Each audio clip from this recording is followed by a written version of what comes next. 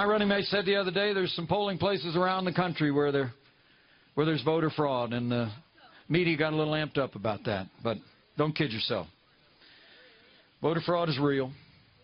It takes place in pockets and polling places around the country. The Trump campaign raising concerns about the possibility that there could be voter fraud out there in this election. Peter Doocy is live in Washington. So, Peter, what do we know exactly about how Trump thinks the election results could be manipulated this time around? Martha, we just heard from Trump's campaign manager, and she did go into a little bit more detail about how they think it could happen than her boss did last night.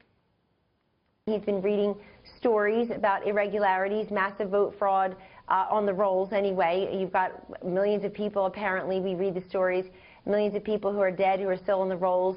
You certainly have irregularities. James Carville is quoted in today's Washington Examiner saying, of course, there'll be some fraud. So it's not without basis.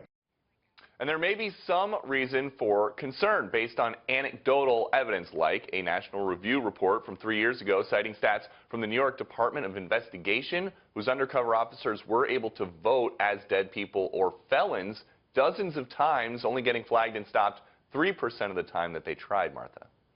So how many ballots are usually found to be fraudulently cast in a national election, Peter?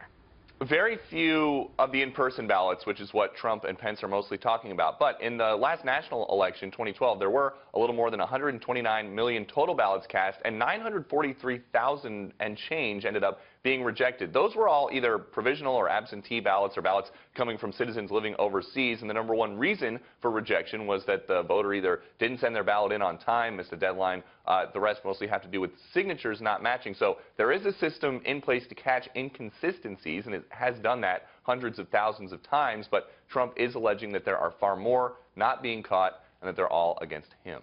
Martha. All right, Peter, thank you very much.